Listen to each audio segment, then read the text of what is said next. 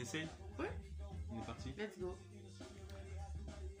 Salut les amis, c'est Jérôme Ducrot, coach de vie, avec Erika Edjiwe Godard. C'est mon nom. Un peu long, mais ça fait partie de ce que tu es. Donc voilà.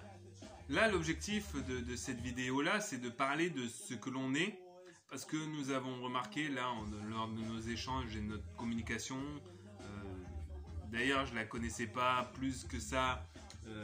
Aujourd'hui, on a vraiment pris le temps de se rencontrer. Et en fait, le temps a filé, défilé, et puis on s'est dit, bah tiens, pourquoi pas une vidéo? Parce que en fait, ça coule de source.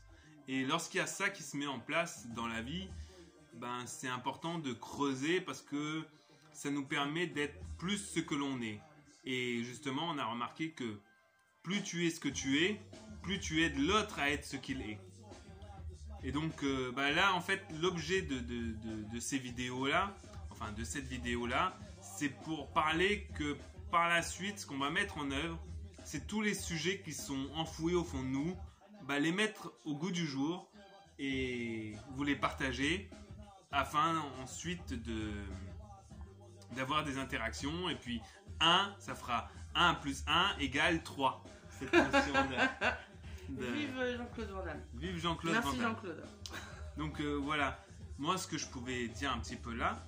Toi Erika, qu'est-ce que tu penses toi de ce projet-là? Parce que tu as plein d'éléments en toi. Et là, qu'est-ce qui pourrait te venir là de suite? Bah, je trouve que c'est très enthousiasmant, déjà. La notion de partage, d'échange sur un sujet, un thème, vu par des personnes différentes, pour pouvoir croiser un peu les expériences, justement, et puis en tirer des enseignements qui puissent permettre à chacun et chacune d'évoluer vers son vrai soi, sa vraie personnalité, pas celle qu'on a voulu forger de l'extérieur, c'est-à-dire avec des injonctions, avec des morales, avec des croyances qui s'incrustent en nous en fait et puis qui nous transforment en ce qu'on n'est pas. Complètement. Voilà. Donc l'idée de pouvoir retrouver sa vraie nature dans l'échange et le partage des savoirs notamment. Voilà, ça peut être aussi des échanges de biens, des échanges de services. Complètement. Et mettre cette notion de mettre du conscient sur nos parts inconscientes pour amener de la compréhension et rendre les choses fluides et faciles au cours du temps. Voilà, ça c'est l'objectif. Retrouver un cœur léger. Vous voyez le dessin du cœur avec des petites ailes. C'est un peu ça. Voilà. On n'a pas le cœur lourd, on peut avoir le cœur léger. Même si les difficultés de la vie peuvent nous faire croire qu'on est des mastodontes avec des tout petits bras. Justement. Et en fait, ce que Erika sous-entend par là aussi, c'est qu'elle a des capacités, des dons aussi au niveau de l'art-thérapie et qui permettent de communiquer ce que l'on est au fond de nous, qui délivre des messages inconscients. Et en fait, grâce au dessin, grâce au son, grâce à plein d'éléments, plein d'outils présents, on peut voir et mettre au goût du jour ce que l'on est plus grandement. Et ça, ce côté-là, c'est une des choses que tu sais faire avec... Oui, alors, je suis pas une artiste, hein, j'en vis pas. C'est pas mon moyen de subsistance, on va dire. Moi, je travaille dans le social.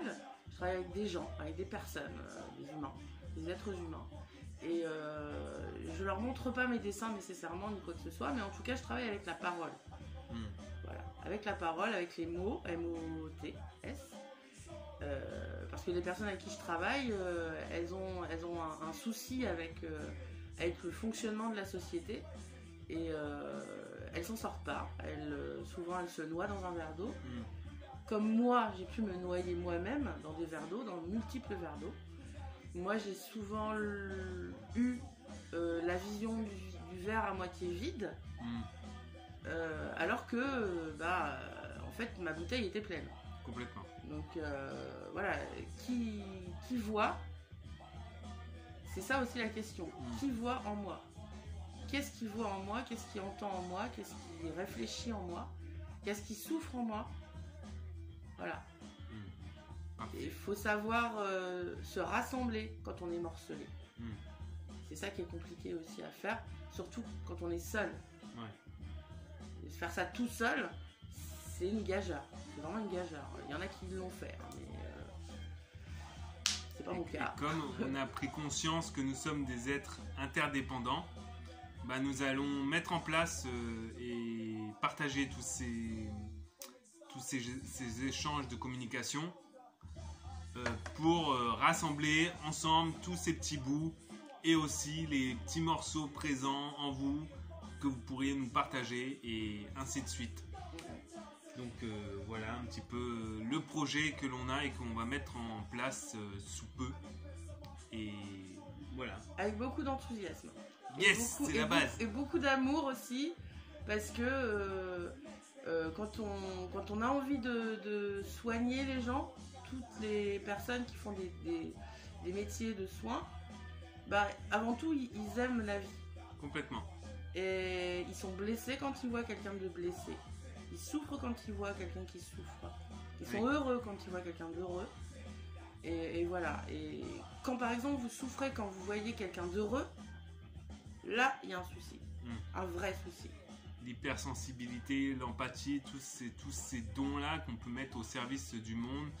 Et vraiment cette notion-là de plus tu es ce que tu es, plus tu aides l'autre à devenir ce qu'il est. Et ça c'est formidable. Et ça c'est formidable. Et en plus je pense qu'on vit une période assez formidable. Complètement. Quand vous regardez un petit peu la jeunesse d'aujourd'hui, quand vous les entendez parler, quand vous voyez la prise de conscience qu'il y a chez ces jeunes, et je parle pas forcément des gens qui ont 30 ans, des jeunes adultes, je parle aussi d'enfants tout petits, ou des adolescents.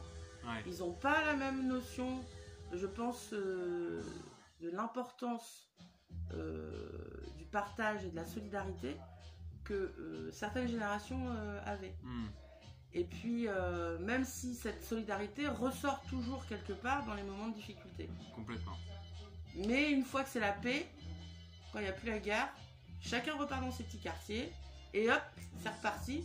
On refait le terreau pour un nouveau conflit. Et ça, ça serait bien que ça puisse s'arrêter, au moins s'apaiser. S'apaiser, quoi. Parce que bon, malheureusement, c'est un peu une histoire sans fin. Et faire du terreau, mais pour des œuvres plus constructives et plus honorantes pour ce que nous sommes au fond de nous, quoi. Exactement.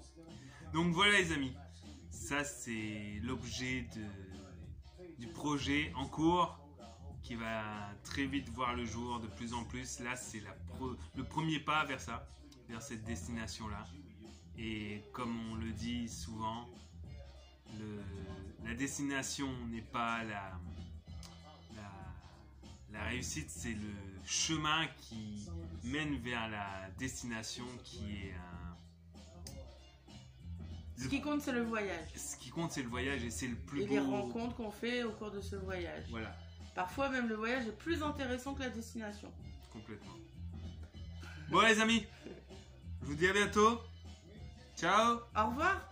Au revoir et à tout bientôt. À Ciao. bientôt.